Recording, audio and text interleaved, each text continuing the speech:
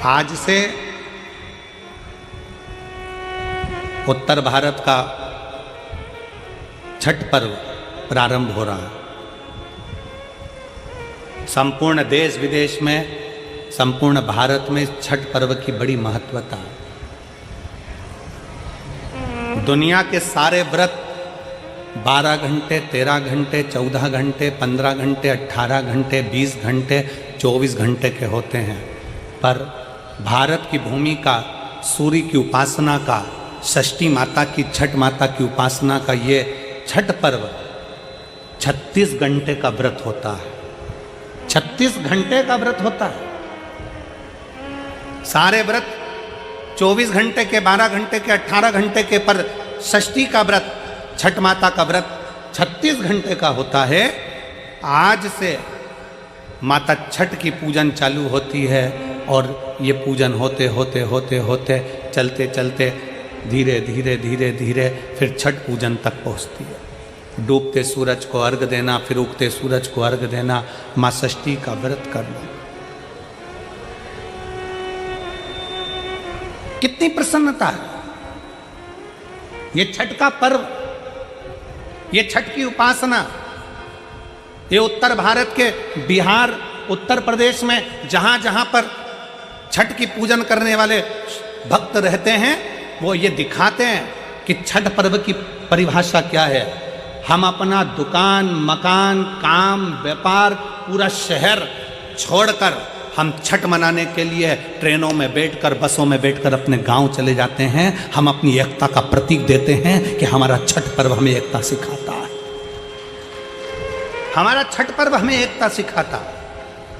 मैं संपूर्ण देश के, भारत की भूमि के संपूर्ण सनातनियों को और सभी सनातन धर्मियों को खूब प्रेम से छठ पर्व की बहुत बहुत बधाई देता हूं, जो आज से प्रारंभ हो रहा है और जिस पर्व की पूजन उत्तर भारतीय बड़े प्रेम से करते हैं। बहुत बहुत सारे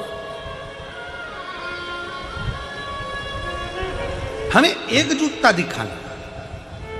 मेरे शंकर भगवान अपनी गोदी में कार्तिकेय जी को रखे हैं, मेरे शंकर भगवान अपनी गोदी में स्वयं श्री गणेश जी को रखे हैं, मेरे शंकर भगवान अपनी गोदी में अशोक सुंदरी को रखे हैं, मेरे शंकर भगवान अपने तन पर अपनी 5 बेटियों को भी धारण कर कर रखे हैं, जया, विषहरा, शामली बारी, दौतली, देव। मेरे शंकर भगवान अपने गले में वासुकी नाग को धारण कर कर रखे हैं। मेरे शंकर भगवान जिस चंद्र को दक्ष प्रजापति ने श्राप दे दिया था, काया का रोग हो गया था, उस चंद्र को अपने मस्तक पर धारण कर कर रखे हैं। मेरे शंकर भगवान स्वयं माता जगतजनी जगदम्बा को अपने नजदीक में बिठा कर रखे हैं। मेरे शंकर भगवान धर्म रूपी बेल को अपने पास में रखे हैं। मेरे शंकर भगवान अपने संपूर्ण परिवार को अगर देखेंगे तो सबको जोड़कर एकजुट होकर शंकर भगवान ये दिखाते हैं कि अगर आप एकजुट होकर रहोगे तो दुनिया में किसी की सामर्थ्यता नहीं है कि तुम्हारा बाल बांका कर ले। तुम्हारी एकजुटता होना चाहिए। उसको धन्यवाद कहो।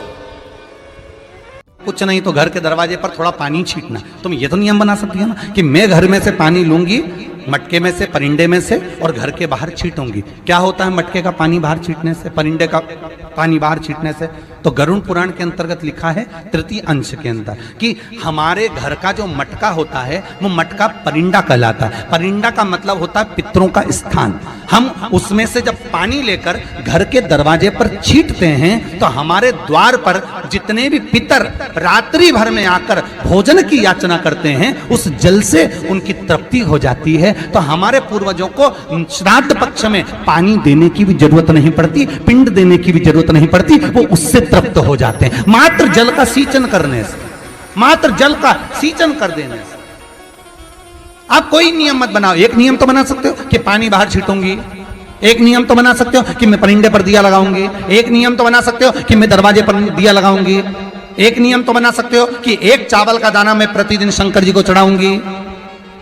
ज्यादा नहीं, केवल एक दाना मैं शिव जी को चढ़ाऊंगी। नियम बनाओ, कुछ एक नियम बनाकर चलो, आपकी जिंदगी की सार्थकता उसमें प्राप्त होगी। भगवान सामने आकर खड़े हो जाएंगे, सम्मुख में आकर।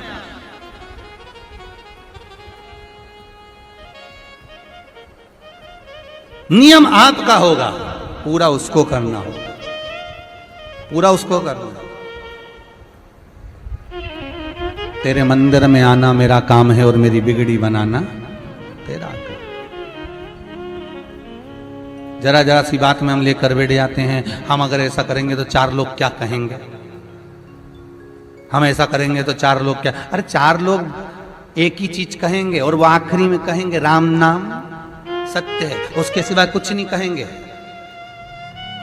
और 4 लोगों के चक्कर में पड़े रहोगे तो आगे का जीवन बिगड़ जाएगा। क्या किसको रोइए, बोलो जम के, चादर तान के सोइए। शिव महापुराण वर्णन करती है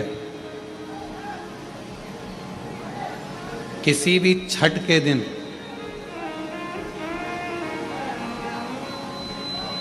चाहे अंधेरी की छठ हो चाहे उजाले की छठ हो, किसी भी छठ के दिन अगर षडानंद कार्तिकेय जी महाराज का नाम लेकर 6 बेलपत्र और उस 6 बेलपत्र पर 6 दुर्वा,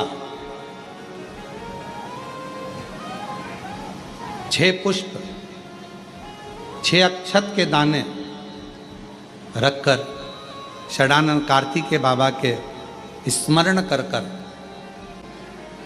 शिवलिंग की जो जलाधारी है उस जलाधारी पर जहाँ अशोक सुंदरी का स्थान है उसी के पास में कार्तिकेय जी का स्थान है।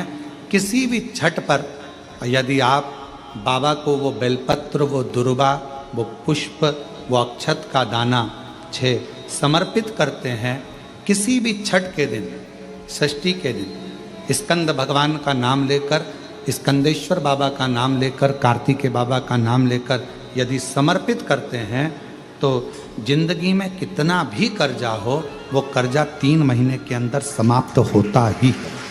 कितना भी कर्जा, साथ में आपका परिश्रम, साथ में आपकी मेहनत और आपकी दृढ़ता। क्या होता है, लोग सोचते हैं कि हमने शंकर जी को बेलपत्र समर्पित कर दी तो कर्जा चूकेगा, पर साथ में मेहनत भी करना।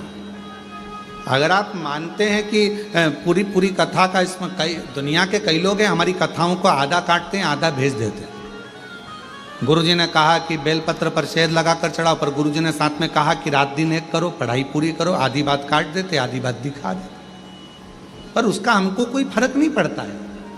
आग लगे बस्ती में अपन रहो, उसका हमको कोई फर्क नहीं पड़ता, क्योंकि दुनिया का काम है गलत चीजें जनमानस में देना जिससे बदनामी हो, अब शब्द बोले जाए, ताने दिए जाए, गालियां दी जाए, ये दुनिया की रीति है।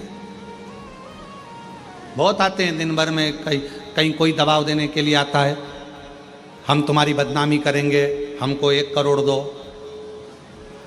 हम ये छब्बा देंगे, हम वहाँ से आएंगे, हम ऐसा कर जाएंगे, हम वैसा कर जाएंगे। बहुत आते, दिन भर का काम है इनका, रोज का यही काम है, हमें ये करो, हमको वो करो।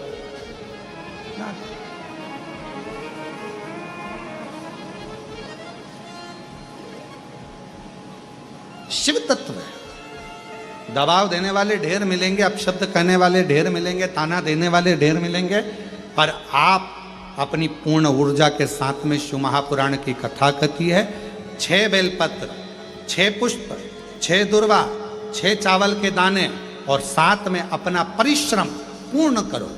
छठ के दिन स्कंद भगवान का नाम लेकर, स्कंदेश्वर का नाम लेकर भगवान शंकर के जलाधारी पर समर्पित करो, शिव जी से प्रार्थना करो और अपनी मेहनत को 4 चांद लगाओ, कर्जा चूकेगा जरूर, समाप्त जरूर।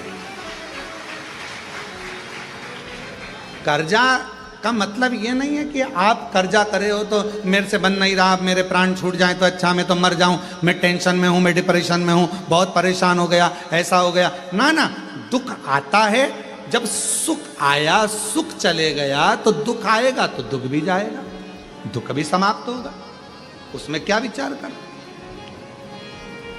ऐसा तो नहीं है कि दुख समाप्त नहीं होगा, दुख नहीं जाएगा, सुख आया है। जब हमारे अच्छे दिन अगर समाप्त हुए हैं